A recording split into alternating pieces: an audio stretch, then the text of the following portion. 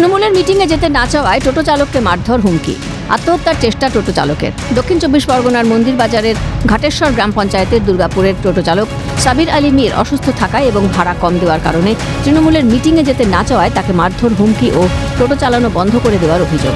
এরপর গত 26শে নভেম্বর ওই টোটো চালক ফেসবুক লাইভে কীটনাশক খেয়ে আত্মহত্যার চেষ্টা করেন।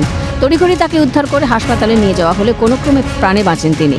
অভিযোগের তীরে পঞ্চায়েতের তৃণমূল সদস্য প্রদ্যুৎ সর্দার ও তৃণমূল নেতা তথা টোটোর স্টার্টার সাইফুল লস্কর। সাবির নিজেকেও তৃণমূল কর্মী বলে পরিচয় দেন। ঘটনায় সরব কেন্দ্রীয় শিক্ষা প্রতিমন্ত্রী সুকান্ত মজুমদার।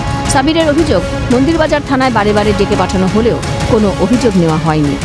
থানায় যাওয়ার পর আমি যেটি করেছি, এটি করতে গেছি, যেটি আমার নেয়নি। থানা থেকে 11টার সময় যাচ্ছি, ও আসেনি। বারবার ইনচার্জ অফিসার ফোন করছে, ও আসে। যাওয়ার আগে পার্টি অফিসে প্রদ্যুৎ সর্দারের সঙ্গে কথা বলে গেছে। প্রদ্যুৎ সর্দার বলছে আমার থানায় ডাক করেছে, আমি কি করব।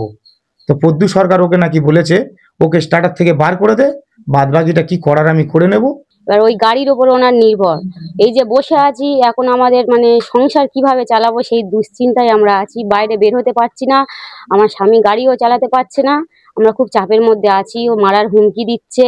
তাকে জোর করে ধরে নিয়ে যাওয়া হয়েছিল যে টোটোতে করে লোক নিয়ে যেতে হবে। বলা হয়েছিল ভাড়া দেবে, 250 টাকা ভাড়া দেওয়ার কথা প্রতি ট্রিপে। 1 টাকাও তাকে দেওয়া হয়নি। সেই টাকা তৃণমূল কংগ্রেসের নেতারা মেরে খেয়েছে। বেচারার উপর তাকে মারধর করা হয়েছে, তাকে আত্মহত্যা করতে বাধ্য করা হয়েছে।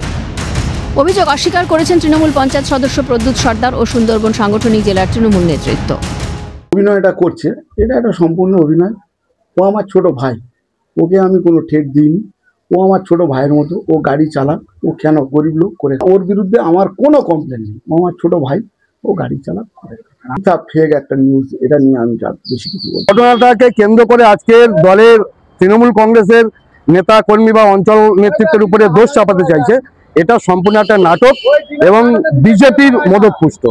ঘটনার তীব্র নিন্দা করে দোষীদের বিরুদ্ধে কঠোর শাস্তির দাবি তুলেছে সিপিএম ও বিজেপি। পশ্চিমবাংলায় কোনো আইনের শাসন নেই। খুশি মতন গ্রামের ছেলে টোটো চালক কেন 150 টাকায় তৃণমূলের নেতাদের হয়ে খিদমতগিরি খাটবে না? অতএব আক্রমণ, মারধর, তারপর টোটোর লাইন থেকে বার করে দেওয়া, নাকি অটোর লাইন থেকে বার করে দেওয়া। দুর্ভাগ্য আমাদের পশ্চিমবাংলায়। আমি জানি না তৃণমূলের নেতা মন্ত্রী এসব দেখেন কিনা, দেখেও এসব প্রশ্রয় দেন কিনা। খুবই দুর্ভাগ্য। তৃণমূল যারা করছে তাদেরকেও ছাড়ছে না। এরা শুধুমাত্র নিজেদের ফায়দা বোঝে এবং এর দ্বারা প্রমাণিত হয় যে তৃণমূলের কাছে কেউই সুরক্ষিত। মারছে তৃণমূল, মারও খাচ্ছে তৃণমূল। শাসকের কথার অন্যথা হলেই জুটবে মারধর হুমকি। তবে কি প্রভাব দেখাচ্ছে তৃণমূল নেতাকর্মীরা? উঠছে প্রশ্ন। দক্ষিণ 24 পরগনা থেকে সৈকত ঘোষের রিপোর্ট, ক্যালকাটা নিউজ।